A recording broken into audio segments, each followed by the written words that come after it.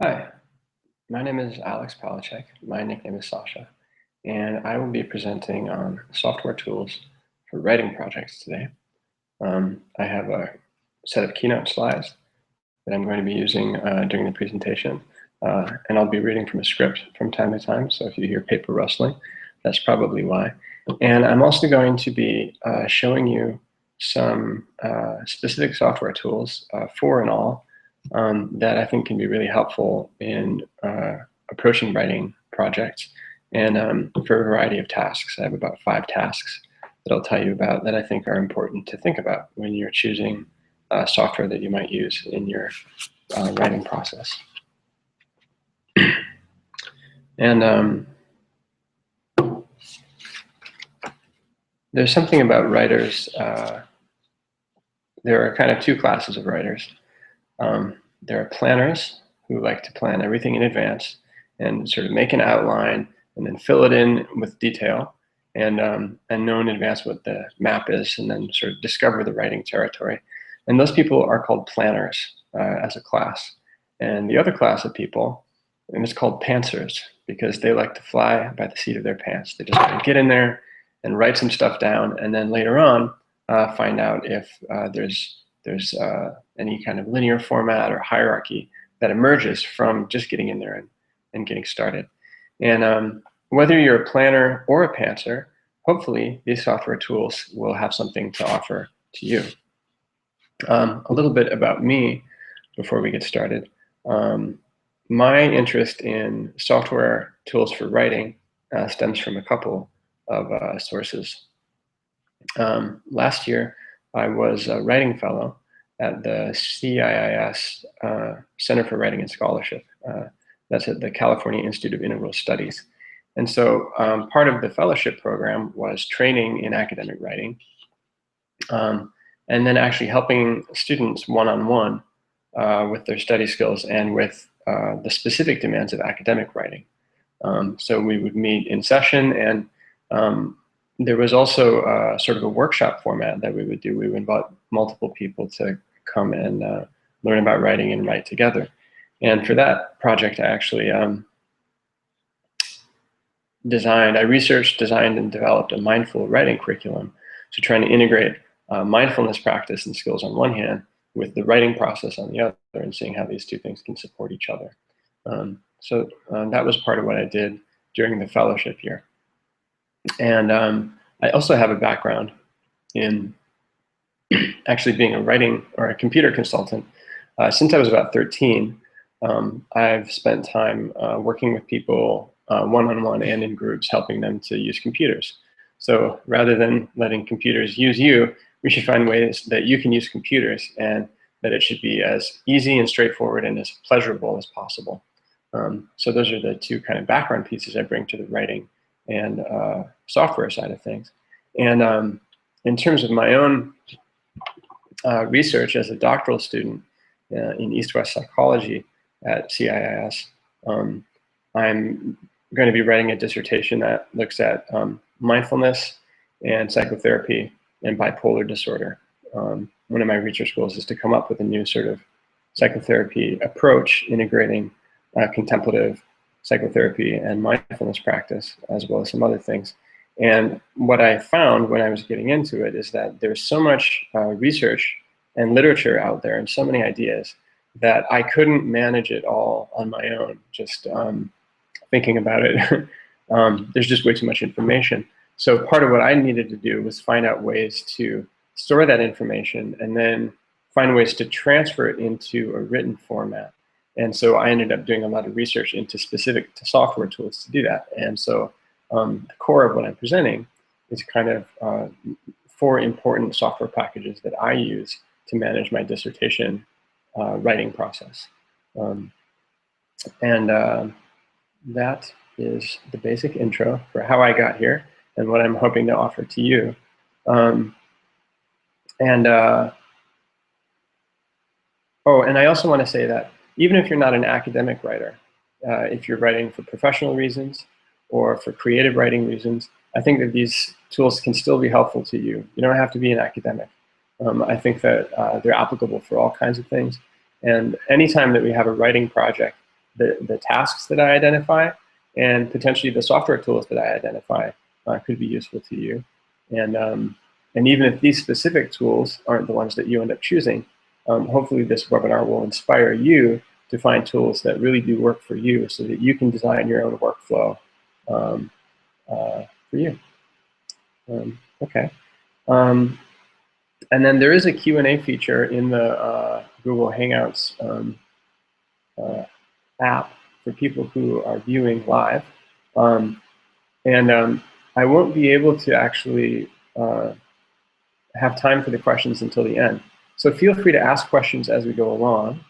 There will be about 10 minutes at the end for question and answer, but I'm just going to be looking at slides, or showing you slides and demonstrating the software for the most of the center part. So go ahead and ask questions using the Q&A as we go along, and then I'll try to answer them at the end of the presentation. Okay, so that's the basics. So I'm going to switch to my slideshow app, and we'll get things started.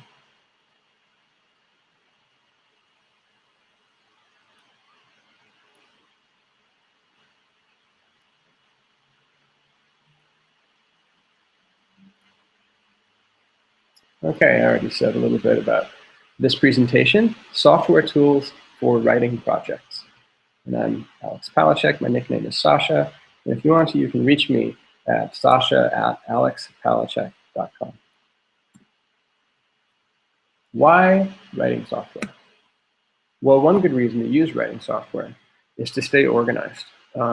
There's a lot of research, there are a lot of ideas, and there are lots of things that go into writing as a process. And keeping things organized can really be helpful in terms of making writing as friction-free as possible. It will allow you to collect research and sources and find a way to store them and organize them and then use them later on in a way that works for you. And it should help you to flexibly brainstorm. One of the big tasks of writing is getting started.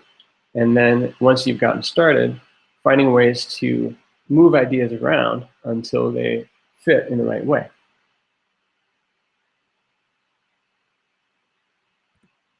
And writing software should reduce the cognitive load, especially when you're dealing with a lot of information. It can be hard to think clearly about how it all fits together. And writing software should do some of the heavy lifting of certain parts of the process so that you can focus on the writing itself. And finally, writing software should simplify the writing process as much as possible.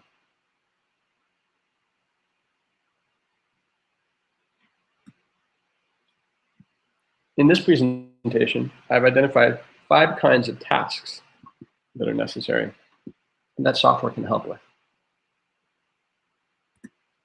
The first is brainstorming and planning. Getting those ideas out there, moving them around, seeing how they connect, and forming an overall plan for how you want to approach your writing project.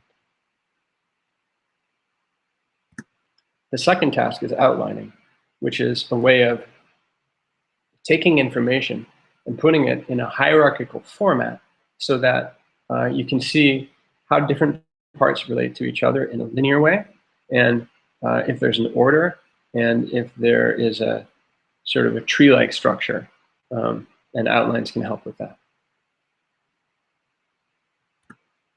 Collecting research is another important task that writing software can help with.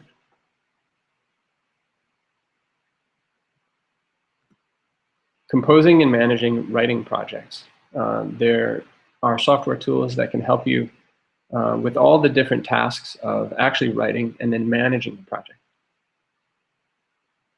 And finally, citation management. Having sources and being able to cite them in a way that's easy for you. To approach these 5 kinds of tasks, I've selected 4 pieces of software that I'm going to be talking about today. These are Scapple, Notebook, Scrivener, and Zotero. The first piece of software I'll present on is Scapple. Scapple is a visual spatial brainstorming and planning tool that allows you to arrange your thoughts in a free-form way on the page and find the connections between them. So you can easily rough out your ideas and move them around until something that works comes through. And something I really like about Scapple is that it can be hierarchical or it can be freeform. A lot of the mind mapping tools that are out there force you into using a hierarchy format. But Scapple lets you, doesn't make you do that, basically. It's a lot more like writing on a whiteboard or a big piece of paper. So let's take a look at Scapple and see what it's like. So here I have a new Scapple document. The first thing to know about Scapple is what it's like to actually add a note. It's pretty simple. You just double click. So here's my new note. I'm going to call it the Writing Software Webinar. And then I just click off of the note to deselect it. And if I want to create a new note, I double click again. Something about Keynote. That's the presentation software I'm using. So I've created these, and then to link them, I just drag one onto the other. And then I let go and it creates this line here, this connection. And then I can move this one around and it stays connected so that it's able to really be reorganized spontaneously. If I want to create lines with arrows,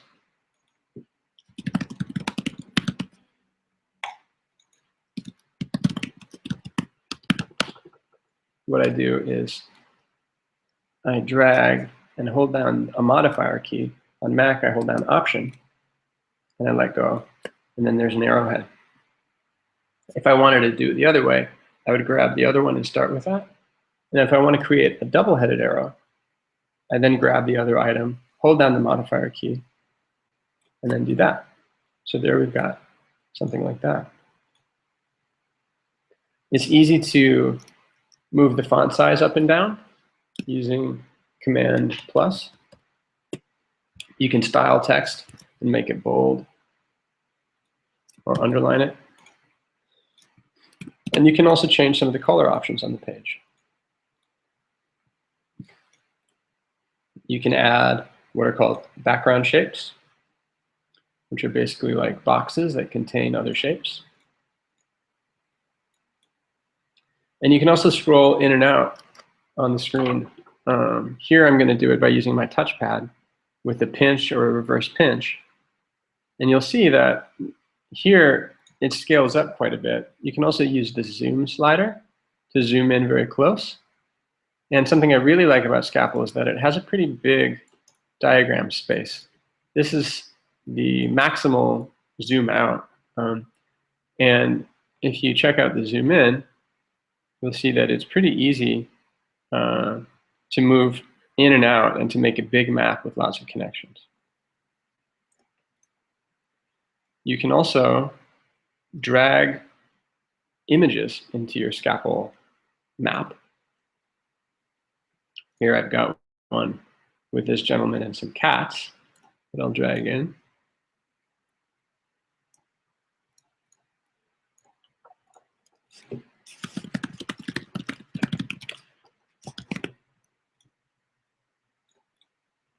And another one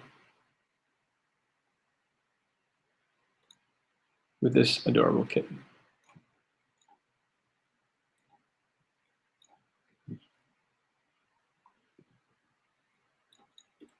Can add a new background shape.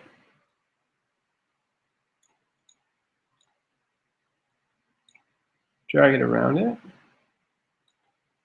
Add a new note to say cute kitten. Oops. Make it bold. make it big.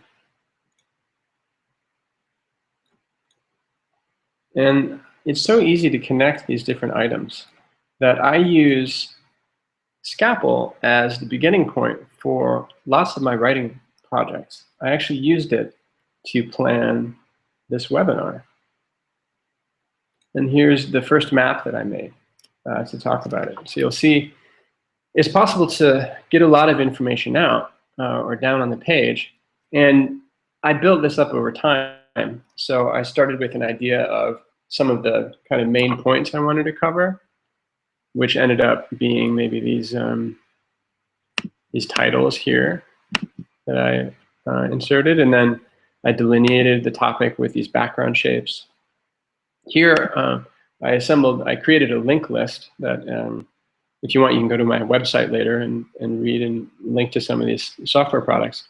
And as I was going, I realized I needed to annotate that. So in this case, this just says, oh, remember to link this.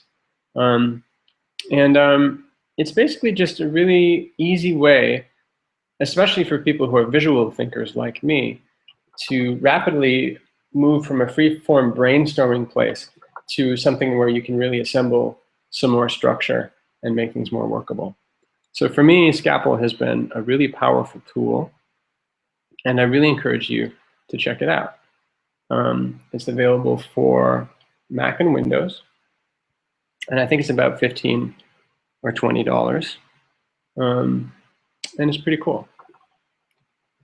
And maybe I'll show you one more example of a Scapple file, just to show you more about how things can get impressive. Let's see if I can find this.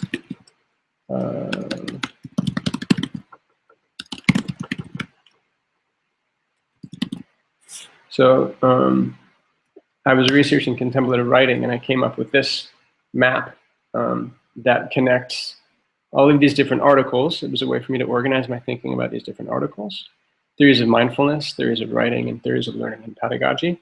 And then I even used it to sort of map a research idea.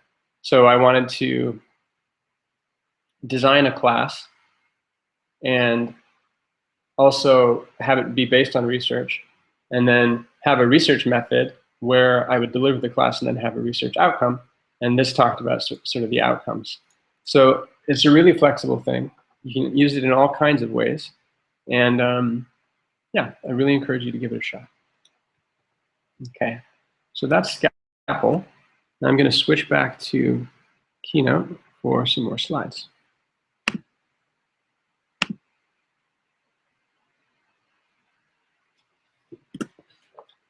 All right, so next I'm going to present on Notebook for outlining.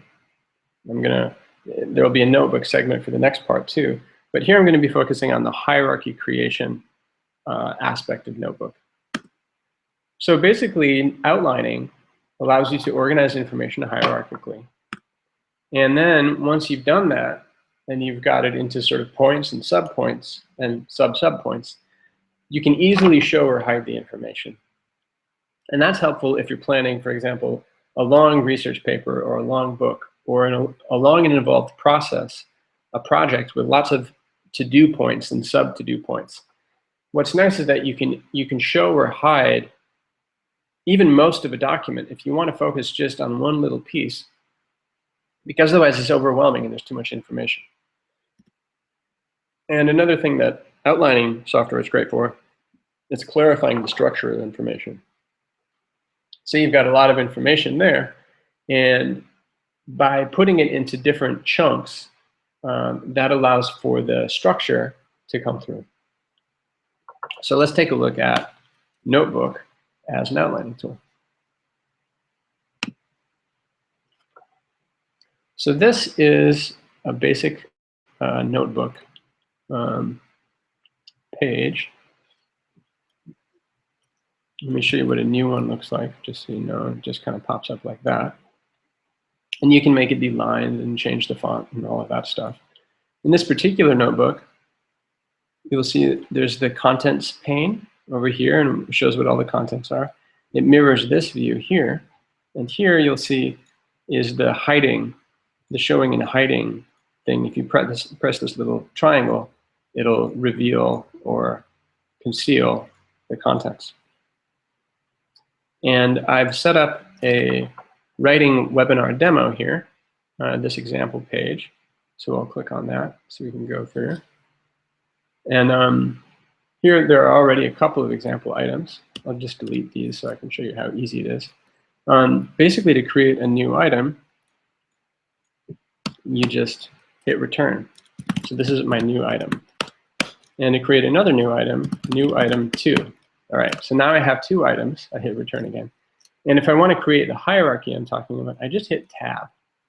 I hit tab and it end tabs, and now it's a child, so to speak, of the other one. So here I'm going to make some subpoints, subpoint 1, subpoint 2, subpoint 3, and you'll notice each new item, it tabs to the same level of indentation as the prior item. And now that these things are set up like this, I can show or hide them, right? It's also really easy to drag in other items. I can drag in this JPEG of a alpaca unicorn. And if I just drag it in here, it's going to create it, I think, in the highlighted item. So just add the file. Oh no, it creates it in a new item. And if I want, I can even drag it to make it a little bit bigger. And then I can hide this in one of these subpoints like that. So it's possible to pack a lot of information here, but to present it in a way that's relatively easy to use. If we look at one of these weeks, I used this particular notebook to take notes for one of my classes a couple semesters ago. You'll see this little standpoint theory item here. If I show it, there's all of this stuff that's open. And I can choose which parts I want to show and which parts I don't want to show. And I can have multiple levels of depth to my outline. So that basic functionality about outlining is what I wanted to point out about Notebook. And it's also something that's possible in lots of different software. So let's go back to the slides to look at some other aspects of Notebook. Specifically here for collecting research. So another really important thing you want to be able to do for your writing probably is to gather and store research. Research could be research articles. It could be interesting quotes that you've read in some book. It could be notes for your novel. It could be images that inspire you or that are related to your topic. You want to gather it and have it be sort of in a safe place. And then once it's in a safe place, you want to be able to organize and understand it. You can sort it into themes. You can see if there are links among different aspects. And you might want to tag files, for example, in order to have easy access to them later on. Or you might want to just find on the name of an author. So you should be able to search, and preferably in multiple ways, to find the information. And then you also want to be able to get it back out again. Whether that's for writing, to make it an easy writing tool to work with, or if you want to export it to another format in case you decide to move to a different platform or whatever down the road. So let's take a look at Notebook for these gathering research functions.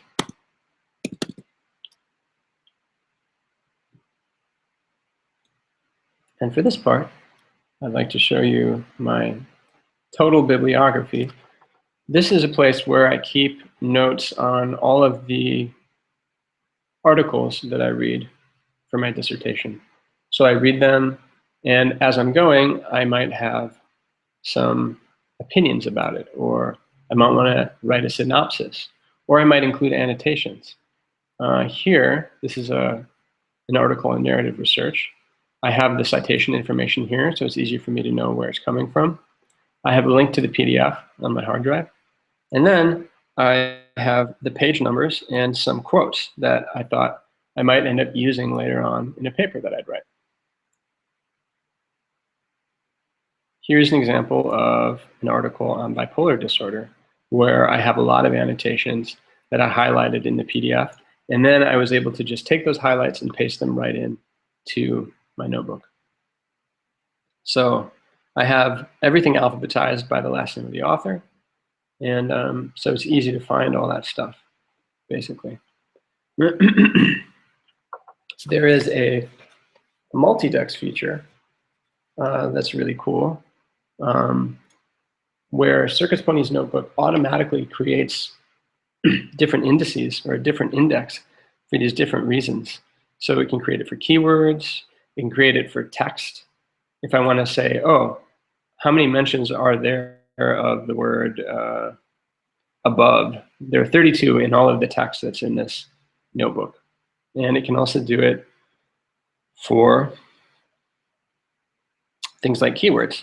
I've created some keywords on some of these articles. So here it's really easy, and if I just click on it, it'll show me all of the articles that have attachments in this case. Okay. And it's also really easy to just do a find. There's what's called a super find in Circus Ponies Notebook.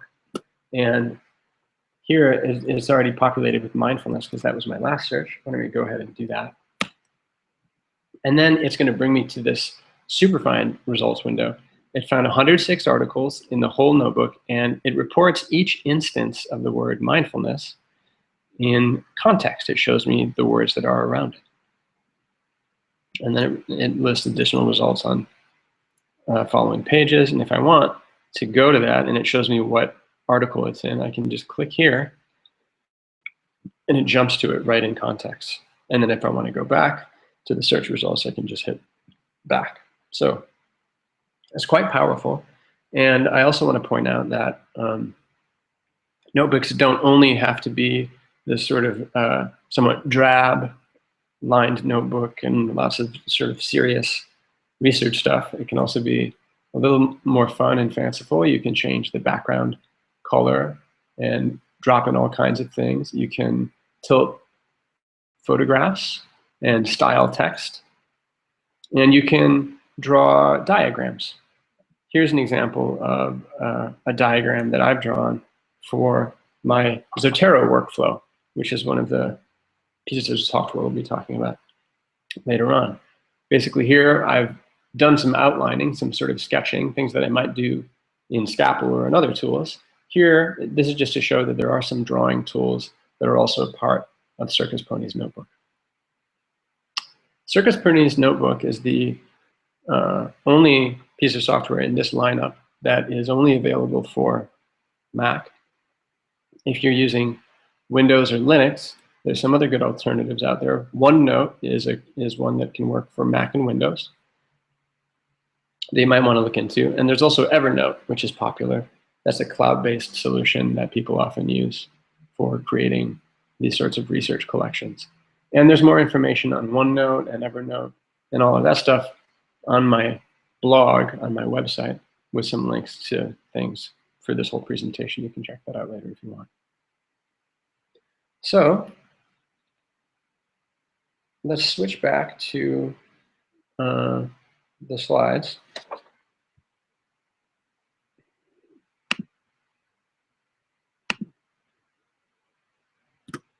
And talk about Scrivener.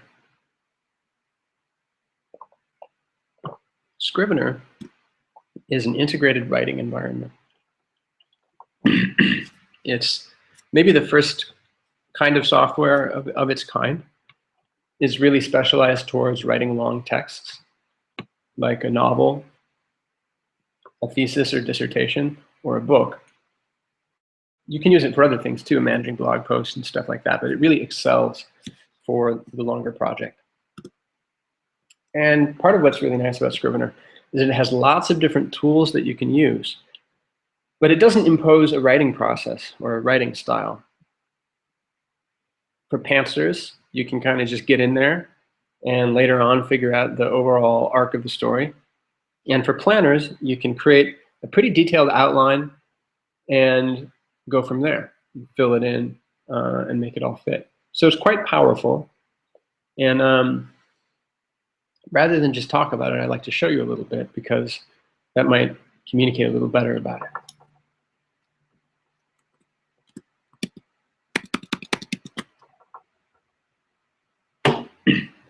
So here's a basic Scrivener window. I'll just show you around a little bit. Here on the left side is a segment that's called the binder. And the binder is kind of like a table of contents that shows the structure of your project and allows you to keep tabs on everything and easily access all of the components of your project. This central pane here, the big white space, is the composition area where you do your typing. And up here is the toolbar with easy to access commands. There are also some commands that are in the menus that are not available in the toolbars, although you can add them if you want. And up here is a formatting bar if you want to use that kind of formatting. So in terms of the basic advantage of Scrivener, what Scrivener is unique for and really makes it powerful for longer texts is its basic model is that of what they call scrivening. And to explain that, let me talk a little bit about Word or other traditional word processors. If you think about Word and you're working on a Word document, it's kind of like one long scroll. Typically, there's one window. It's a long single scroll. Later on, for printing, it cuts it into pages. But for the most part, you're working in scrolling back and forth between the bottom, the top, and somewhere in the middle. Scrivener takes a different approach to the written document on a computer, which is that it actually breaks your document down into many small fragments. I say it, but really you do. You're able to break it down into many fragments, and then Scrivener sort of glues them together in the order that you've dragged them. Let me show you an example here. So here, I've got this untitled document, and I'm going to hit Command N to create a new document, and they call this a scrivening. So I'm going to call this scrivening 2. Okay. So this is what we were just looking at is untitled. I'm going to rename that scrivening 1.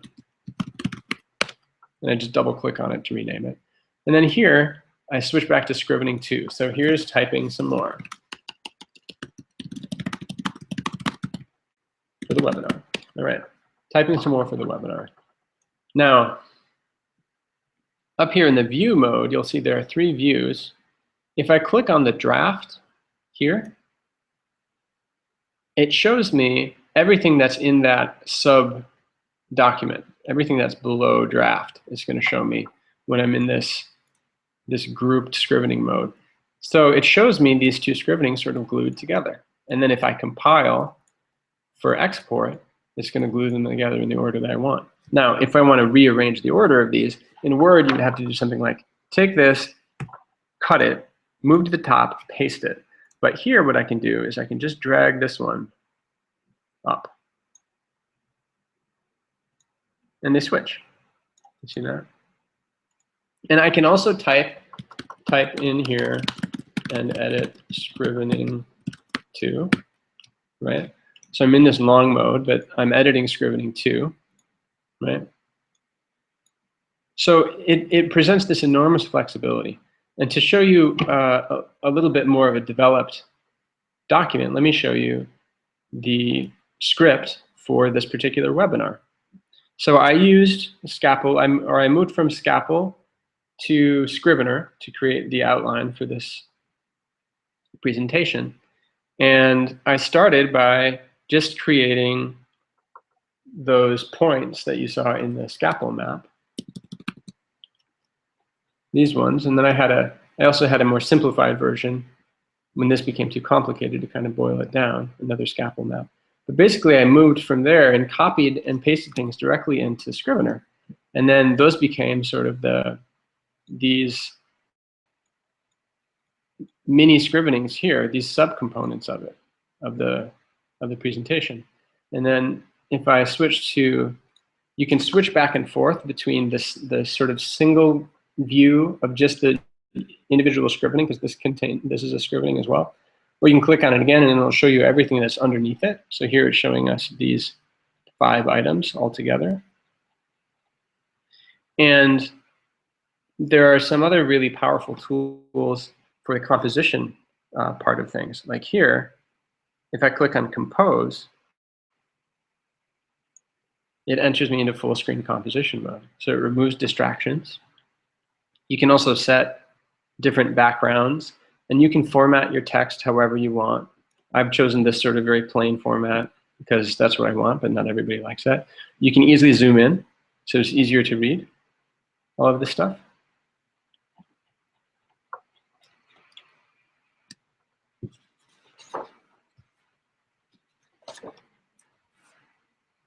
And let me show you a couple of the other views that are available. So this here is the, I'll switch back to this.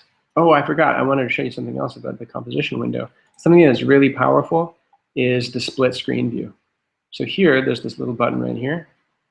If I click on it, it splits the composition screen. So I can have one piece of the document here and another piece here, or I can have the document that I'm writing on, that I'm writing right here, and then I can have research information over here, such as a PDF or whatever. And if you hold down a modifier key, you can split the screen horizontally. So these are options for the editing view. And then there are 2 other modes in the view, in the Scrivener view modes that are really powerful. The first one is the corkboard. And the corkboard is basically a place where you can manage documents like little index cards. You can create synopses. Here I could write a note to myself, write more about how Scrivener is helpful. And here I can write a synopsis about elaborate on the composition tools, e.g. split editor. Okay. And you can move these around to reorder them. You can drag one into the other so that it becomes a sub-document like that. I just did that. Let's say I want to drag it back out, I can. And you can also add labels. For example, I can add a status to do and a status first draft. And I can also add labels like, I'll just call this one concept, and this one chapter. And it gives these little colored corners. And you can change all of the options about how it presents these. You can make them larger and so forth. Let me show you in this document what the corkboard mode looks like. At the draft level, at the script level, it shows these different subpoints here. And I can also just drill down by double-clicking on the document icon into that one. And if I want to look at collecting research, oops, clicked in the wrong spot. Here you'll notice that it has the same label, this to-do label. It makes the whole thing pink. All right. And then there's a third mode that's important to know about, which is the outline mode. And that's the third one up here. The outline mode, and it always displays the level that I'm at in the binder.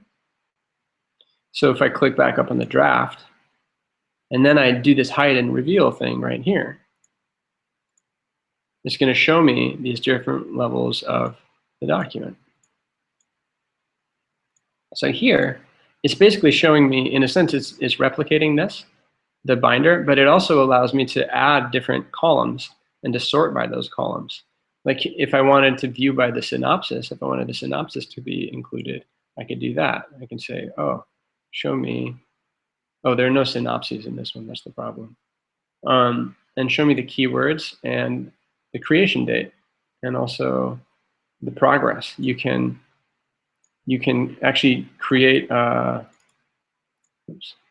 you can create progress targets. Say, I want this part to be 300 words long. I want this part to be 600 words long. And then this bar will slowly fill up until you reach your target. And there are way more features in Scrivener than I can cover in this brief presentation. But just to say that it's an immensely powerful tool, and I really recommend that you look into it. It's about 40 or $45, I think. There's a student discount that's available. And there's also a free 30-day trial. That's something that Literature and Latte offers. And they also are the creators of Scapple. So you could try both of those out for 30 days for free. And Scrivener is available for Mac, Windows, and Linux. And it has a learning curve, but it can start being useful to you even about, even if you only use the split screen view and you just drag these around, it might make it worth it, especially for longer things. And you can always learn more as you go. And it really takes the cognitive load off because you don't have to keep the whole document in mind. The software does that for you. I really recommend taking a look. So let's switch back to the slides. And take a look at Zotero. Zotero is a citation management tool, and it's going to help you to easily cite sources. You read some books or some articles, and you want to let your reader know both where you got your information so that they can evaluate if it's good information, and you want to let them know where they can look to find out more information. So Zotero makes it really easy to cite sources. It makes it amazingly easy to generate bibliographies, and it will automatically format your citations and your bibliographies in the format that you specify. If you want them to be in APA style, it will do APA style. If you want it to be in MLA style, it will do MLA. If you want Chicago, it will do that, and there is a host of other styles that it can generate too. And it's really a snap. No more 3 hours at the end of a paper getting all the citations just right. Zotero does that automatically. And it allows you to build a bibliographic database for your whole career. If you read some seminal texts in your master's degree and later on you want to cite them during your doctorate, you already have them in your database at your fingertips, and it makes it really easy to continue forward in that way. So let me show you what the software looks like, and then we can see how it goes.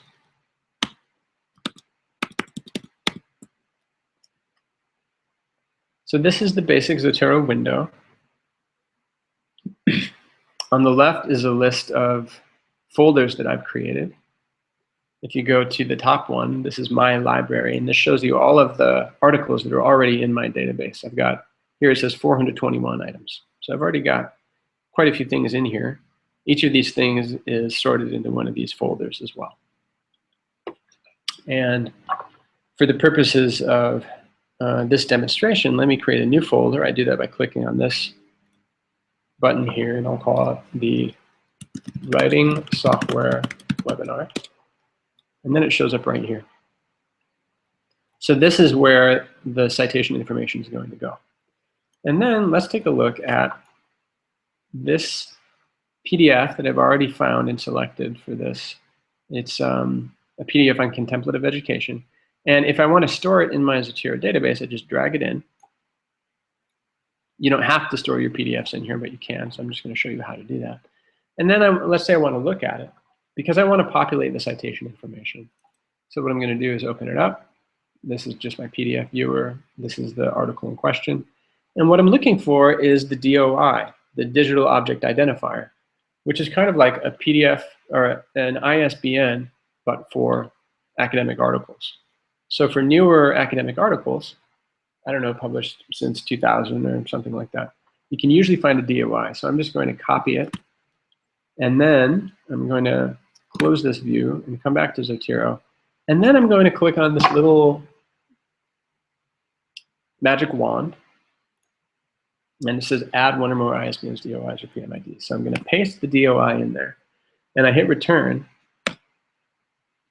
And it automatically populates the database with the title of this. It creates these nice creator and date lines, and it creates all of this information so that I didn't have to enter anything by hand, but it automatically got the DOI information from some database on the internet somewhere. Now, let's say that here I'm going to drag this PDF on here so that it becomes a child item. That's how it kind of stores attachments, is in this kind of format. There are also places where you can add notes if you want about the document. contemplative ed, and it allows for bolding and highlighting and stuff like that. And you can add tags. You'll notice up here in my library, there's a bunch of different tags that it's populated with. So if I wanted to, I could create tags for this particular PDF, this particular document. And I can also add multiple notes and link it to related items.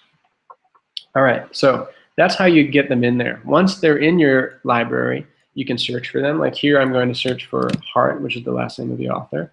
I could also search for contemplative education, I think. Opening the contemplative mind in the classroom, that's the one in question, okay? And then I can actually cite what I have here. So let's look at the citation function, how to actually get information from Zotero into an article. So let's open a word processor. I've opened LibreOffice here, or NeoOffice, which is a Mac version of LibreOffice.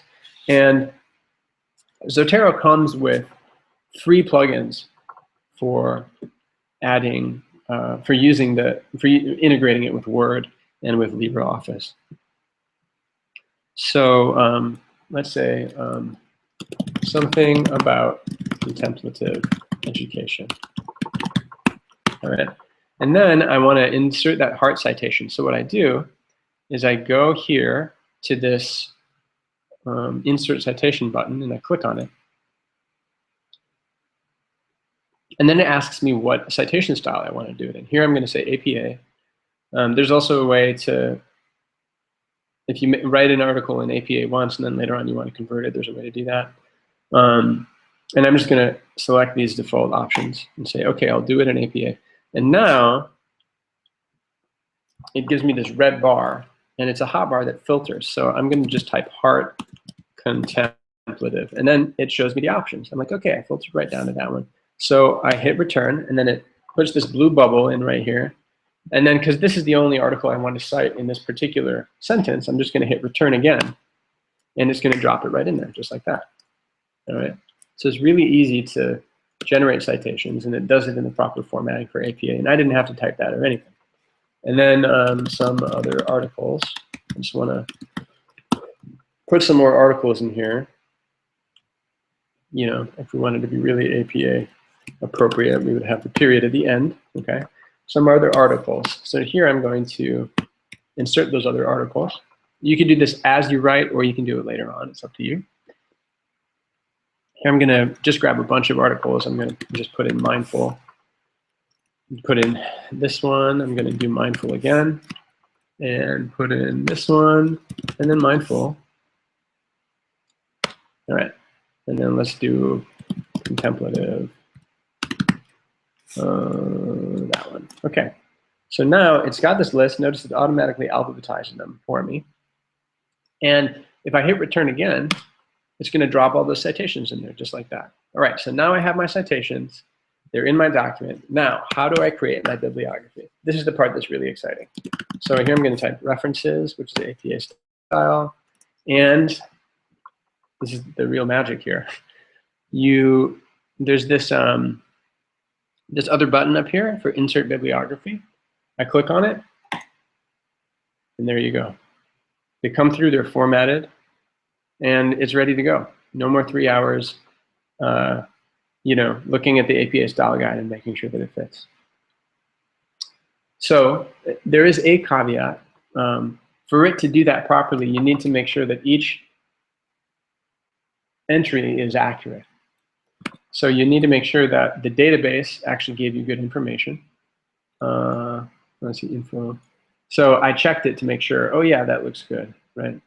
And if you enter information by hand, you need to make sure that you have the right date and all that information too. So you have to curate your database, and then your APA formatting will look good. But if you do that, it will look really good. And it's pretty amazing in terms of the time saved. And there, it has other features. You can sync with the server, and you can share your citation repositories with other people too. But That's more in depth, and you can find out more about that on the Zotero website. And let's go back to the slides for the wrapping up the presentation here. All right. So in summary, why use writing software? It helps you to stay organized. It helps you to stay on task. It makes writing easier.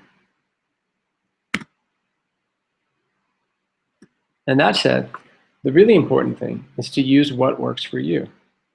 I'm a believer in optimal structure, neither too much nor too little.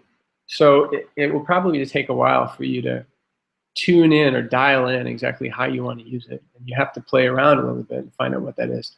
But using these software tools, there might be some upfront effort that you have to invest in order to learn them and to get proficient with them. But after that, they should really be pleasant and easy. It shouldn't be a chore. It shouldn't be a drag. Just let it be playful and maybe a little bit of a learning challenge, but mostly it should really support you in your process. In terms of the 4 tools that we covered, we looked at Scapple, which is a tool for brainstorming and planning. We looked at Notebook from Circus Ponies, and Notebook is for outlining and collecting research. That's what we talked about using it for anyhow. We looked at Scrivener for composing and managing projects. And we looked at Zotero for citation management. I want to say too that there's some overlap among these tools. So the ways that I use them might not be the optimal ways that work for you. But I hope that these pieces of software inspired you to find the right situation for you. And to that end, I created a blog post about these and other kinds of software that I thought might be helpful for you as a writer. And if you go to my website, I'll just take you there now, actually, and show you where you can find it. So, oops. So my website is alexpalecek.com. That's ALEXPALECEK.com. There's not a lot up there right now, but there is this recent post, Software Tools for Writing Projects. If you need to, you can also probably search, writing software. And then it'll bring you to this blog post. You can just click on the title. And here, I just go through my feelings about these different software products. I give you links to them and to some other options. And I go through these exact same categories of research management and outliner, brainstorming and planning, composing and managing, and citation management. And then at the end, I have some tips for software efficiency for grad students, and also some more about this book, Organizing Creativity, which I really think is a great resource that anybody who is engaged in any kind of creative process can use in order to better manage collecting ideas, organizing them, and implementing them. You can download his book for free, and if you like it, you should pay him for it. There's an option to do that too. All right, so back to the slides.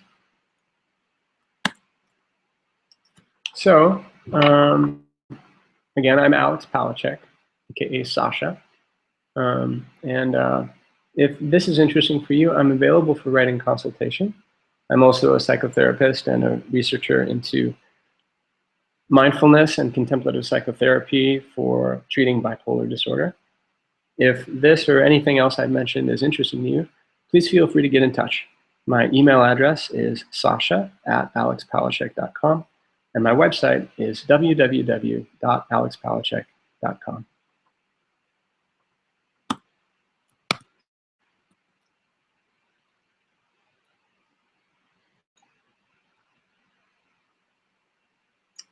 And now there is time for questions. Let me see if anybody has had any questions so far.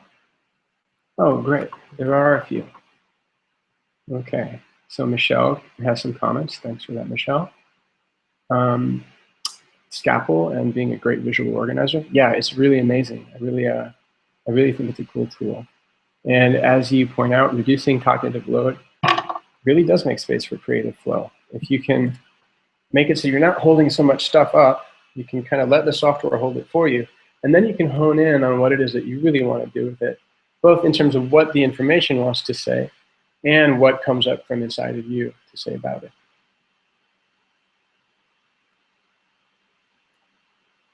And Maylin says something about being introduced to these wonderful tools to make the creative process and the writing that much easier. And I think that's a really accurate thing to say. You know, it's so easy for writing to seem like a chore and to manage all of the bits and pieces, especially when the projects get bigger. It can be sort of like drudgery. But if we're able to use these things to do some work and then set it aside, then when we find more juice to be creative about it, we can branch out in new ways. And then we're also able to go back and look at the work that we've already done and come back to it. That's something that for me, I think has been one of the biggest lessons in doing the coursework and the dissertation proposal research that I've been doing, is picking up a writing project, working on it intensely for hours, you know, dozens of hours maybe, and then just putting it aside and then coming back to it a month or more later when I have a renewed effort. And that's something that the software really helps me to do, because not only do I have the written piece itself, but I can have all my notes about the ways I was thinking about it, all of the brainstorming stuff, and all of the citations kind of stored away so that later on it's really easy for me to find that information and have it at my fingertips later on. Yeah, so I hope that these tools prove to be as helpful for you as they have for me. And I've also demonstrated, I think, that you can use them not only for writing projects, but also for other projects like planning and creating a webinar. You know, I used Keynotes to do the actual delivery, and I demonstrated the software in order to give you a real sense of what the software is like. But in terms of the planning, it was all really kind of all Scapple and Scrivener that I used for this. And then if I wanted to cite stuff, I would do that later on using the Citation Manager. And I hope too that you'll check out my website and that blog post, just because it has more information about other options. You know, like if you're a Windows user, you probably won't be able to use Circus Ponies Notebook, but you could find other things there that can be helpful and that can help you find something that really works for your style. So I guess in closing, I'd like to say thank you for watching. Whether you're watching live or you're watching after the fact, I hope that this presentation has really been helpful for you. And I want to invite you, please, to feel free to get in touch with me. If you have any questions or anything at all, really, you can either send me an email at sasha@alexpalecek.com, or you can, if you want, you can leave a comment on this page about this, this webinar, or you can leave a comment on my blog in the software writing tools. And again, my name is spelled Palecek, A-L-E-X, P as in Papa, ALECEK.com. So that's my website. So good luck writing out there. Good luck getting these tools going and feeling it out. And I'd love to hear from you in the future. Okay. Bye. Thanks.